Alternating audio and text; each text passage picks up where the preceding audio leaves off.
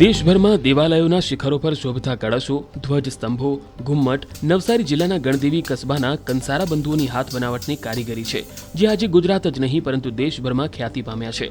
કલકત્તા, મદ્રાસ, નવી દિલ્હી સહિતના રાજ્યોમાં આવેલા BAPS સંસ્થાનના મંદિરોના શિખર શોભતા કળશો અને ધ્વજ સ્તંભો ગણદેવીના કંસારા કારીગરો દ્વારા તૈયાર કરવામાં આવ્યા છે. ઉપરાંત કચ્છ, ભુજ, મહારાષ્ટ્ર, લાતુર, મધ્યપ્રદેશ, ઉત્તર પ્રદેશ, રાજસ્થાનમાં આ ગણદેવીના કળશો સ્વામિનારાયણ મંદિરના શિખરો શોભાવી રહ્યા છે. અમે આ બાપ દાદાથી ધંધો કરીએ છીએ. એ અમારા ત્રીજી પેઢી, એટલે મારા દાદા કરતા હતા એટલે માનો ને 100 વર્ષ જેવા થઈ ગયા છે. આ એક ધર્મનું પ્રતીક છે કે મહાલક્ષ્મીનું આ કળશ બનાવવું એ મહાલક્ષ્મીનું પ્રતીક કહેવાય. કળશ એ કુંભ હોય તો આ કળશનું મહત્વ છે. કુંભ નહીં બનાવતા મહાલક્ષ્મીની કહેવાય. કેતુ એટલે ધજા ત્યાં સુધી તમારી ફરકે નહીં, ત્યાં સુધી તમારા પોઝિટિવિટી તેટલી તમારી રહી છે. ધજા જેટલી ફરકે એટલી પોઝિટિવિટી.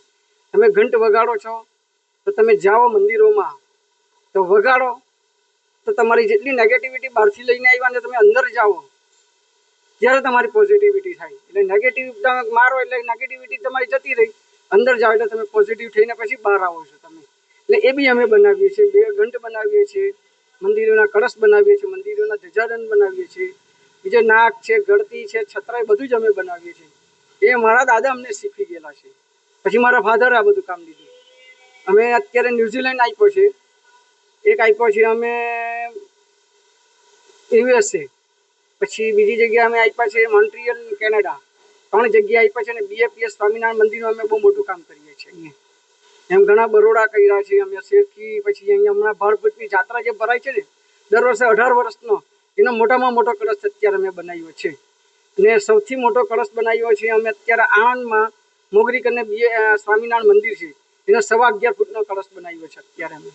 પછી અમે બનાવ્યા છે, અમે મસ્જિદના કામ કર્યા છે, પછી ગુરુદ્વારના કામ કર્યા છે, પછી અમે ગુરુદ્વારને બીજું આવ્યું છે આપણે પારસીઓના અગરદાનનું બનાવ્યું છે. એટલે એકતાનું કામ અમે કર્યું છે. આ બધી શરૂઆત અમે ઘણી કરી છે ને ઘણો લોકોનો સપોર્ટ છે અમને આ બધી રીતનો. ને ઘણું સારું કામ કરતા છે અને અમને કારીગરો બી સારા મળતા છે. પણ હવે ધીરે ધીરે આ બધું લુપ્ત થવા માંડ્યું છે, કારણ કે કારીગરોનું ઘણી અછત છે અમારા માટે. એટલે થોડું ઘણું તકલીફ પડે છે તેવું છે હવે, પણ ચાલે છે ખરું અમારું. આ કામ બહુ ઘણા વર્ષથી કરતો છું ને મને આ કારીગર થતાં જ મને 5 વર્ષ તો થઈ ગયા છે. પણ આ કામ એટલું ઇઝી બી નથી કે થઈ જાય. આ કામ કરવું ને એને ફિનિશિંગ લાવવું બહુ મહત્ત્વનું કામ છે.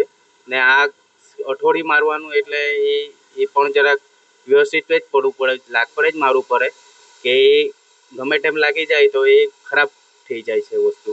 એટલે આ હું 15-20 વર્ષથી અહીંયા કામ કરું છું, પણ મને કામ કરવાની જ્યાંક મજા આવે છે ને હું ધાર્મિકનું કામ કરું છું એટલે અમને જ્યાંક આનંદ છે કે અમે બી જ્યાંક ધાર્મિકમાં જોડાયેલા છે ને અમે જ્યાંક કામ કરવાની આનંદ આવે છે અમને.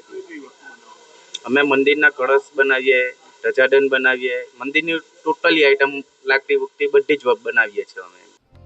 ઉલ્લેખનીય છે કે ગણદેવીમાં તાંબા પિત્તળના વાસણો અને કારીગરી ખૂબ વિકસી હતી, પરંતુ વાસણોમાં સ્ટેનલેસ સ્ટીલનું ચલણ આવતા આ તાંબા પિત્તળની કારીગરીને મોટો ફટકો પડ્યો.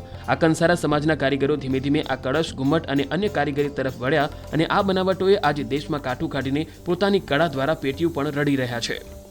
આ સોમનાથ દાદાનું દિવ્ય ધામ ખૂબ જ મોટું મંદિર છે, જ્યાં લાખો ને કરોડોની સંખ્યામાં લોકો આવે છે આખા વર્ષ દરમિયાન. આજે મુખ્યત્વે મારે એ કહેવાનું છે કે આ દાદાના જે મંદિર છે તેની અંદર દરેક મંદિરોમાં આપણે ઉપર શિખર જોઈએ છે, જે દરેક મંદિરની ઉપર સ્થાપિત કરવામાં આવે છે. આ શિખર એ તાંબાનું અથવા પિત્તળનું અથવા તો કોઈક પંચધાતુમાંથી પણ બનાવે છે.